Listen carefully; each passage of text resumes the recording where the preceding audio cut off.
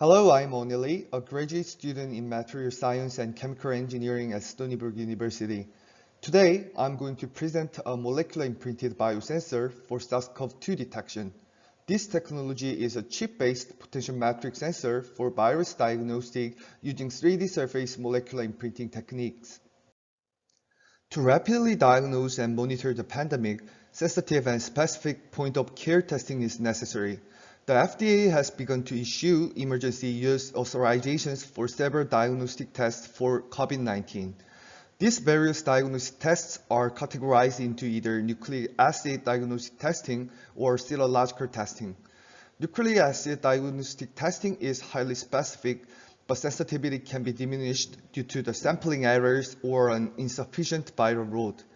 Serological testing only requires an easy-to-acquire blood sample, but is generally less accurate than the RT-PCR test with both false positives and negatives. In addition, both cases have the disadvantage of long diagnostic test times. In the case of detection using a FET electrochemical sensor, it is both fast and highly sensitive. However, since the SARS-CoV-2 antigen is required to manufacture the sensor, its accessibility is limited.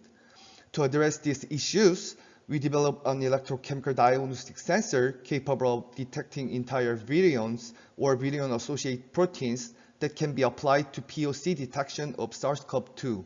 It is a rapid, affordable, and accessible diagnostic system that does not require any sample manipulation. The three-dimensional molecular imprinting process is illustrated here. The target biomolecule and thiol are co-deposited on a gold-coated silicon chip. The biomolecule fits within a surface cavity created by the gold contour and is then enveloped by self-assembled OH thiol monolayer. Then the chip is soaked in NaCl solution, which removes the analyte and leaves behind the imprinted cavities specific to the size and conformation of the imprinted biomolecules. The figure below is a two-dimensional cross-section of the imprinted cavity. In reality, the imprinted pattern is three-dimensional, and the thiolated layer fills all space between the analyte and the surface of the cavity. Reabsorption of the analyte behaves similarly to enzyme-substrate complex, where the biosensor only reabsorbs the same type of biomolecule that it was imprinted with. As the target biomolecule reabsorbs to the imprinted cavity, the surface potential of the gold-coated sensor decreases and can be measured potentiometrically in real time. The molecular imprinting process relies on the formation of thiol self-assembled monolayer. The thiol is irreversibly adsorbed to the gold surface through a gold-sulfur covalent bond. The self-assembled monolayer forms crystalline structure onto the solid surface at a thickness of approximately 2 nanometer. The thiol SEM is formed spontaneously, whereas biomolecules are attached to the gold surface by physical force. This difference in binding force between thiol and biomolecules is the key for the molecular imprinting process. We previously demonstrated that this molecular imprinted biosensor could provide a stable and significant potentiometric response against the Zika and dengue viruses, both of the flavivirus family as well as relatively small-sized hemoglobin, myoglobin, and carcinoembryonic antigens. In this study, experiments were performed using spike protein of SARS-CoV-2 and the influenza A virus morphologically similar to SARS-CoV-2. Each step of molecular imprinting process on the gold surface was monitored by CV and EIS. CV was used to observe electron transfer rate between the gold electrode and electroactive moieties in the solution. Specifically, it confirmed the presence of an adsorbed thiol and protein layer. Before imprinting, the conductive bare gold surface facilitates electron transport, producing an apparent pair of reversible redox peaks during CV. After imprinting, the redox peaks disappeared due to a decreased electron transfer rate from the non-conductive thiol and analyte layer. After washing, the redox peaks slightly reappear, suggesting successful removal of analyte and increase in exposed gold surface. Finally, after reabsorption, the redox current was again reduced, which suggested that a large fraction of cavities were occupied and the target molecule was successfully recognized. The EIS results also comply with the CV observations and clarify the mechanism of molecular imprinting process. We fabricate a sensor according to steps A through C in the process in the bottom right graph. We detect a specific biomolecule by measuring delta V, the potential difference that occurs during step D through OCP testing. This is because the surface potential of sensor decreases when the target molecule is reabsorbed onto the imprinted cavity, making it possible to measure the potential difference in real time. The potential difference is stabilized by the reabsorption of all the molecules of injected concentration, which takes only about 10 minutes and is considerably more rapid than other diagnostic systems. The graph on the left is the real-time response of influenza A virus H1N1 in PBS. The graph on the right one is related dose-dependent response curve. The limit of detection was 200 PFU per mil.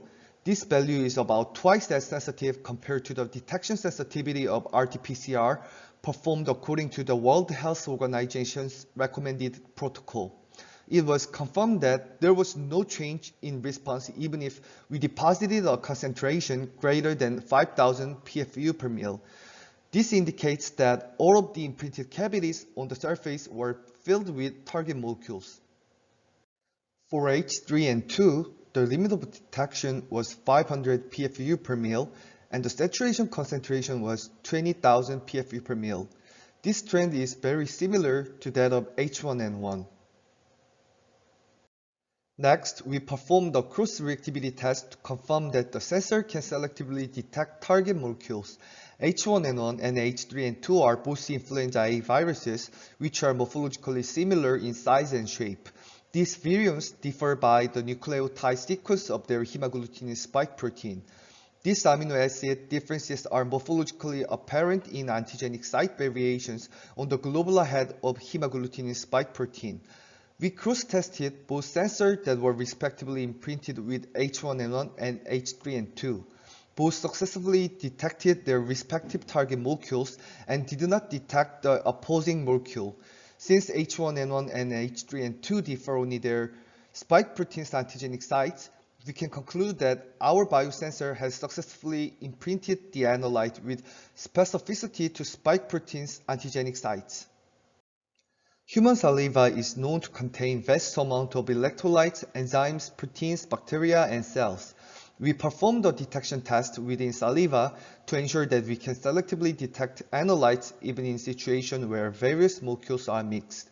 A POC diagnostic device capable of detecting virus in saliva without any sample manipulation is most favorable.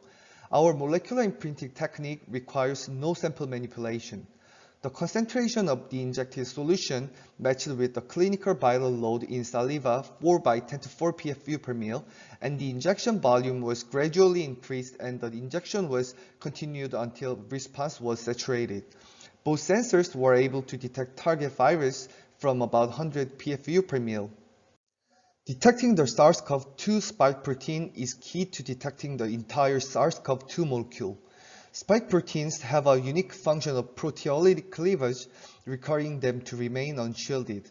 Also, even though new strains of virus are being reported due to the mutation, none of them so far are due to spike proteins variations.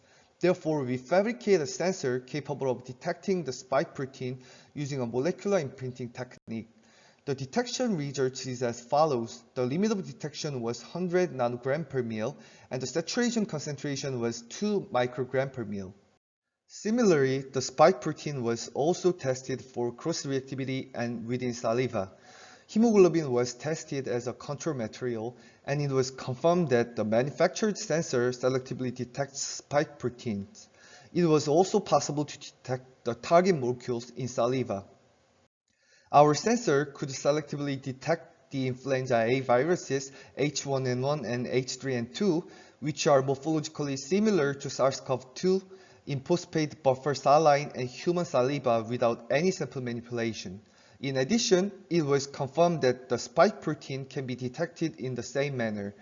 Thus, we can conclude that the biosensor will effectively recognize the SARS-CoV-2 virion if reintroduced with a level of specificity aligning with spike protein characteristics. These results demonstrated that the molecular imprinting technique has the potential to become a POC detection system for rapid and accurate screening of SARS-CoV-2. Finally, I would like to acknowledge my advisor, Professor Rafailovich at Stony Brook University, and Dr. Nam at Brookhaven National Lab for their guidance.